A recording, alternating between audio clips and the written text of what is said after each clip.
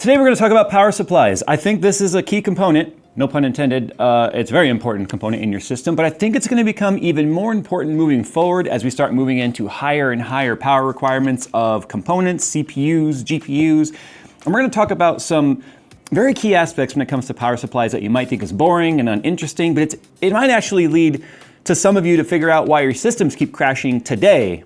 So pay attention to this video. You might actually learn something if I do my job correctly anyway. And you should be more future-proof ready when we talk about some of the nuances of power supplies and things you really should know that are not really that obvious.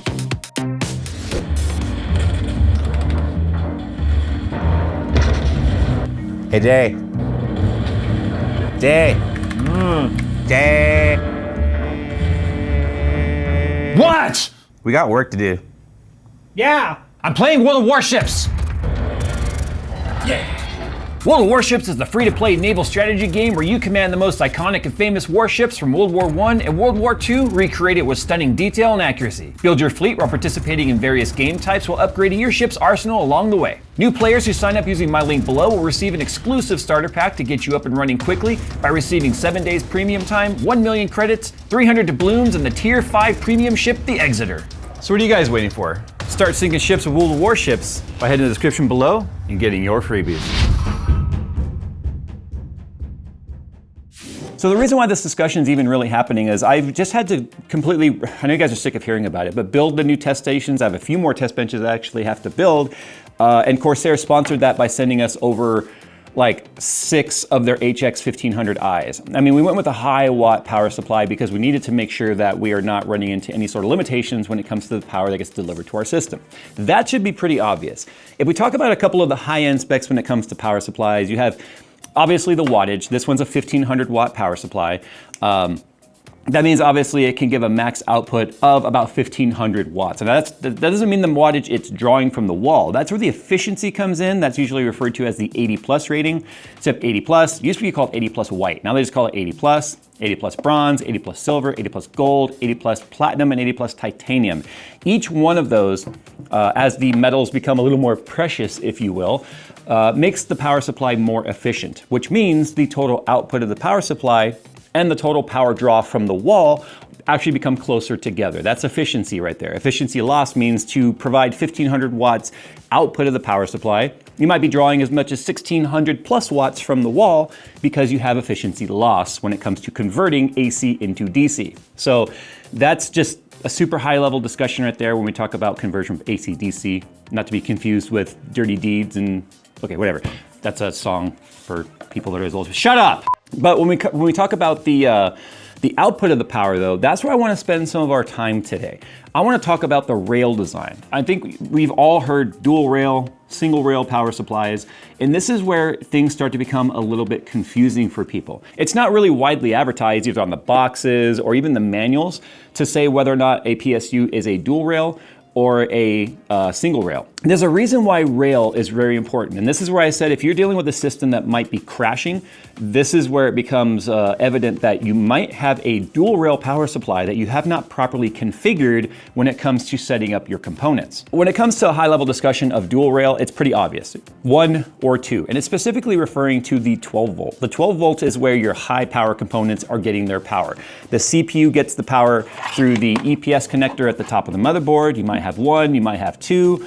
Almost everyone could get away with running just a single EPS power for your CPU. As the CPU core counts get higher and higher, especially if you move into stuff like Threadripper or workstations, you start to have a necessity where both have to be populated, and you have to check your motherboard manual to determine whether or not both must be populated. High core count like Threadripper or Xeon type processors almost always require it, and you might even have a total of 4 of them.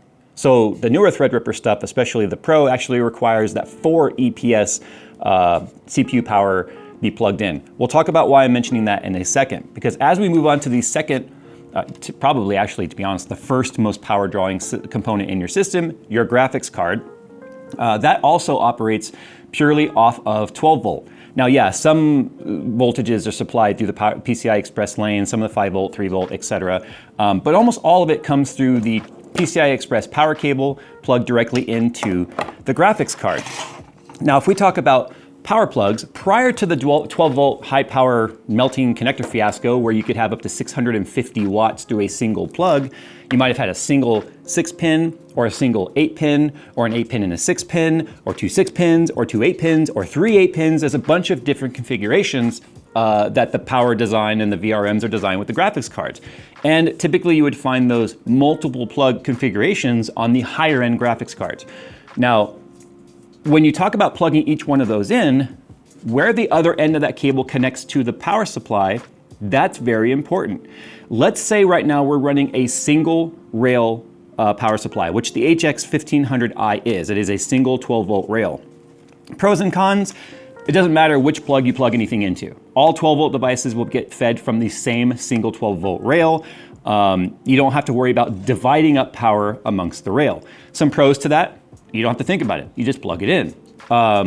Some cons to that though, is you now have all of your components subject to a single rail that if something were to happen, let's say a surge or some sort of failure inside the power supply, instead of devices that are plugged into the offending rail getting damaged, your whole computer could get damaged by that. Now that's rare, it's extremely rare, especially with the increase in components now, quality when it comes to like solid Japanese capacitors. And this is why I also say, don't cheap out on power supplies, because the quality of the component within it is responsible for the safety of your entire system. Now, a drawback of a dual rail system is you have to be mindful of where you're plugging stuff in. Now, this is very important now if you're running high-end processors and you're running high-end GPUs, because let's say I have a 1500 watt power supply right here, and it's a dual rail. Hypothetically, this one is not a dual rail. We would want to look at the chart that is on every single power supply and the box. This is where I say it'd be nicer if you just had it in plain English for those people that maybe don't necessarily understand the chart and the way the voltages are divided, to say single rail or dual rail. I think it's going to be a mission of mine in 2025 to pressure every single power supply manufacturer to start making it more obvious on the packaging if it's single or dual, because that 1500 watts now gets divided amongst all of the rails. So if we look at the 1500i, we can see right here, we have 150 watts dedicated to the 3.3 and the 5 volt. Now the amps are listed there as well.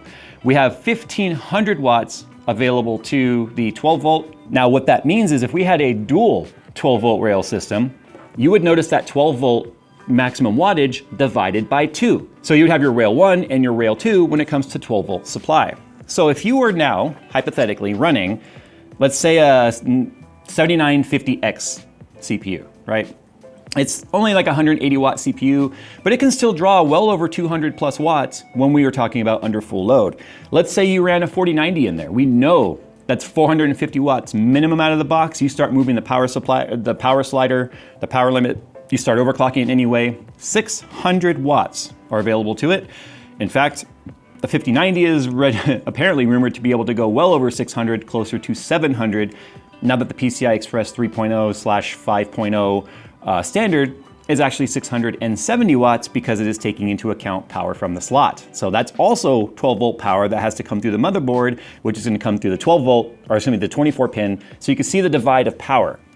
If you have both of your EPS power plugged in, you might get 75% of the power drawn through one, the remaining power necessary supplementally supplied through the second one, and you have your 12 volt, let's say you have one of these guys. So this power supply actually goes from a 12 volt high power on one end to PCI Express 8-pin on the other end.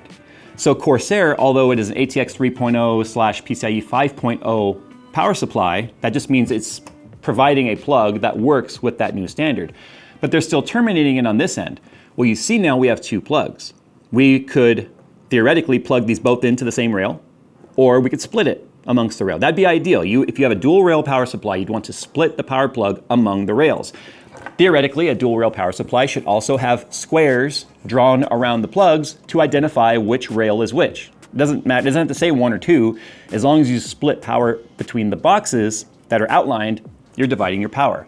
But if you were to theoretically take your PCI Express plugs, put them on one rail, take all your CPU power, put it on the same rail, you could potentially be cutting your output of your power supply technically in half, because you have one 12 volt rail sitting there really doing nothing, and you've got all the power going on the other rail. So if we had a 1,000 watt dual rail, we now have realistically about a 500 watt 12 volt that is putting out all the power on one side.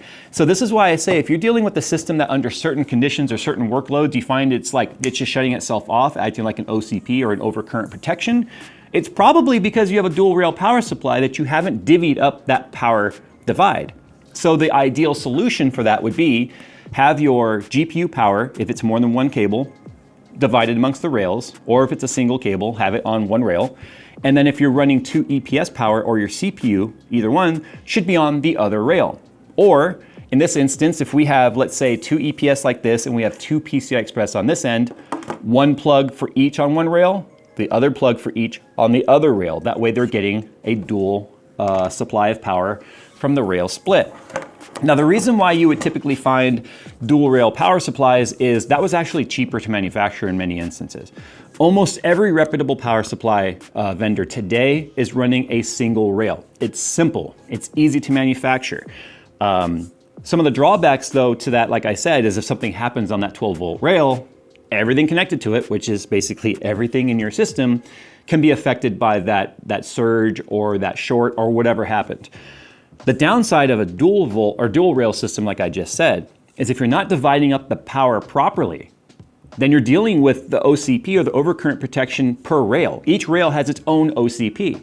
So that's more than likely what's happening if your system is shutting itself down for no reason whatsoever, because you could have transient spikes in random workloads that for even just a moment put it over the OCP limit, which has headroom, by the way. If you have a 500 watt power supply, it doesn't OCP at 500 watts. It OCP is at a threshold above that determined by the manufacturer based on the quality of the parts, etc.